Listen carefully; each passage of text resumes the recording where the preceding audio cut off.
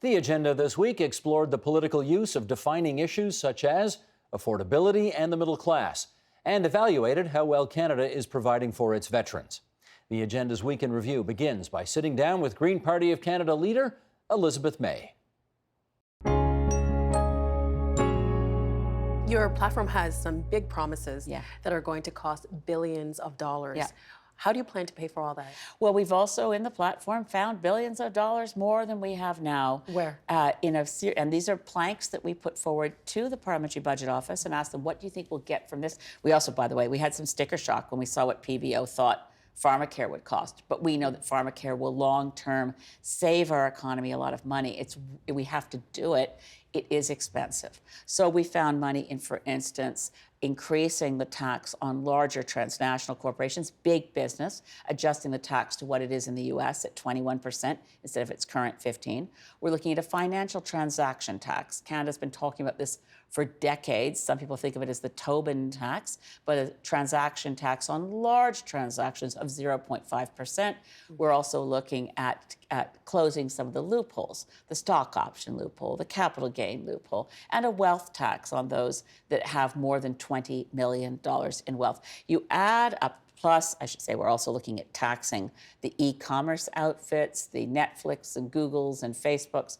By the time you look at the revenue we're taking in, a small tax on sugary drinks to make sure our children's health is improved, you add all those up, and even with our spending commitments for universal childcare, for pharmacare, for abolishing tuition so that kids can afford an education, you take all those together, and unless we have a recession or some reason to change our direction, we're balancing the budget in 5 years. And that's all demonstrable and all online. Well, you mentioned taxes a couple of times, and I don't have to tell you that whenever people hear taxes, it's not something that they I love paying taxes. As a member of Parliament, I now pay more in taxes than I used to earn when I was in the environmental movement. And it's an honor and a privilege to pay taxes to a civilized country. But how do you get people on side with that? I think the message has to be that we are all on the same side here. Your government is at the end of your fingertips delivering on democracy. Citizens have to take control. And I think we've been alienated from our government. I think it's really been the neoliberal mantra since the Reagan-Thatcher years. We have really lost track of the idea, particularly for anyone who's a lot younger than me. I'm 65, and I remember the idea that our government was working with us and for us. We've had a very large alienation that's been deliberately manipulated by the right, let's be clear. The idea that big government is bad, that deregulation is a good thing to do, that it's better to have trade liberalization and export and put your jobs overseas, so outsourcing. The idea that an economy should serve citizens, that government should serve citizens, that this is about the well-being of all, is a different message than that framing, that instead of talking about us as citizens, for the last number of decades, we've been talked about as consumers, which is very transactional, and as taxpayers, which is very transactional, as opposed to people living in a civilized society, and thank goodness we have our healthcare system. I'm glad I don't have to build my own sidewalk in front of my apartment because we actually pay taxes to get that stuff done for us. I think we need to shift the discourse to say, to get through the climate crisis, we need a functional democracy where citizens are in charge and we get big oil out of the decision-making. And that really is leading to a more engaged, participatory democracy. I think 50% of Canadians, if they lost their job or they had an income shock of some kind, couldn't keep themselves above the poverty line for more than 3 months. They wouldn't have enough liquid assets to do that. So it's that sense of insecurity that I think I'm talking about. That's really sort of the commonality. And it's sort of the underlying drivers of how work is changing and the prospects for the next generation that really, I think, driving this thing. Trish, given these numbers, what does this say to you about the notion of how well the economy is or is not working for most people in this country? I think a lot of the research shows that Canada's economy is being restructured. The labor market is changing. Very few people can expect a job for life anymore. And that was part of that middle class deal. You could have a job for life, company loyalty. You could plan on getting that gold watch in retirement at the end of your lifespan. Without that now, I mean, I did research just a couple of years ago with the Canadian Centre for Policy Alternatives, where we asked professionals, are you in a precarious job? And almost a quarter of them said yeah, and it kept them up at night. This would be university professors and that type of thing as well. Exactly. Everyone who did everything that you're told to do, go get an advanced degree, go get specialized credentials, do the work, and they love the work. But you know, they share something in common with sharing economy, gig economy workers too. They may not have benefits covered. They might not get paid if they're sick, and so they keep working anyway. And these are policy issues that I would really like for us to be talking about in the middle of a federal election, because there are some public solutions like pharmacare, dental care, public pensions that we could be talking about. Sean, if half the people surveyed say they are living paycheck to paycheck, what does that say to you about how well the economy in this country is working? Well, it's certainly true that we are experiencing secular trends in the economy that are producing some of the bifurcation that Trish and Miles are talking about.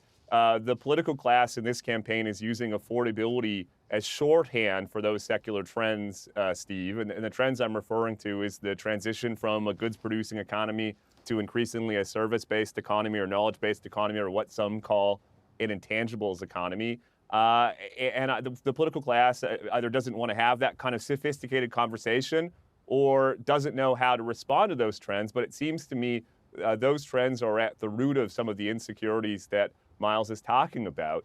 And it seems to me if I was working on behalf of one of the parties in preparation for transition, the two fundamental questions that I would be focused on are, first, how do we catalyze economic activity in distressed communities?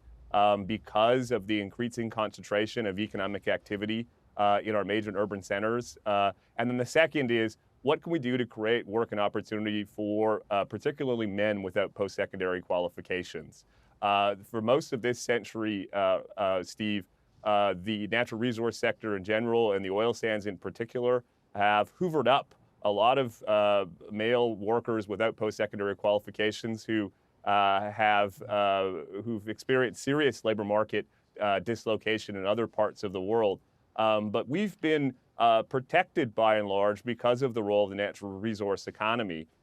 So much so, for instance, that in the province of Alberta, the income gap between those with post-secondary qualifications and those without actually converged for most of this century, unlike elsewhere in the country where the market is increasingly screaming at the top of its lungs for educated workers for credentials. So that's a long way of saying I do think that the secular trends that are putting people with certain aptitudes or skills or credentials increasingly at risk is something that we won't get in this campaign, but really strikes me as the most important political economy question facing our society. What role do you think the general public plays right now when we talk about veterans, especially during an election? Rosemary? Or? One of the, I believe the external advocacy groups that are advising or working with Veterans Affairs. So for example, the National Association of Federal Retirees have put the issues for veterans, including our CMP, higher on their list. So that strategically, what we're seeing is that in this larger general community, we have voices that are speaking for veterans, not needing then individual veterans to have to be in front of the camera. Mm-hmm. So that type of advocacy that our guests all are here to do is that middle space between the general public, which I would venture to say, I haven't done the polling, this is not high on their list. Tom, I'd love to hear what you think about that. I agree. It's not high on the public's list of priorities, but also years and years and years ago, the military wouldn't even wear their uniform in public, or once they left the bases, they were told to wear civilian clothes. That's the attitude has changed since Bosnia and Afghanistan, and I agree that the only time that the Canadian public really jumps on board with the veterans is if we're in some kind of action like Bosnia or Afghanistan. But once they come home, it kind of wanes off a little bit. And during election time, there's not very many issues, and I don't see the issues coming up this year. I know that the NDP and all three parties have just started coming up with their programs, but I don't feel that the Canadian public is totally on board with it. It's just another subject like seniors or something else. Like I said, is they just pay attention more during when we're actually in action or in the field. That has to hurt on a personal level, no? It does, very much so. When you look at different operations that Canadian forces have been over the years, sometimes they get big homecomings, and the guys from Bosnia are forgotten about. You know, depending on which area, which theater in, will depend on their homecoming, and that's wrong. When I came back from the Middle East in the 70s as a peacekeeper, I got a medical, got out the door, and have a nice day. Whereas some people coming back, some regiments coming back from action or whatever, they get a homecoming parade. We're all the same thing. We're all doing the same actions. Some are a little bit more dangerous than others, but the veteran is a veteran.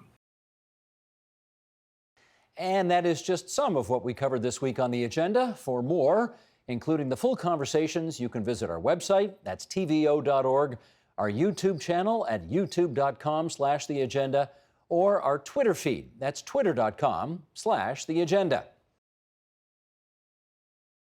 The Agenda with Steve Paikin is brought to you by the Chartered Professional Accountants of Ontario. CPA Ontario is a regulator, an educator, a thought leader, and an advocate. We protect the public. We advance our profession. We guide our CPAs. We are CPA Ontario. And by viewers like you. Thank you.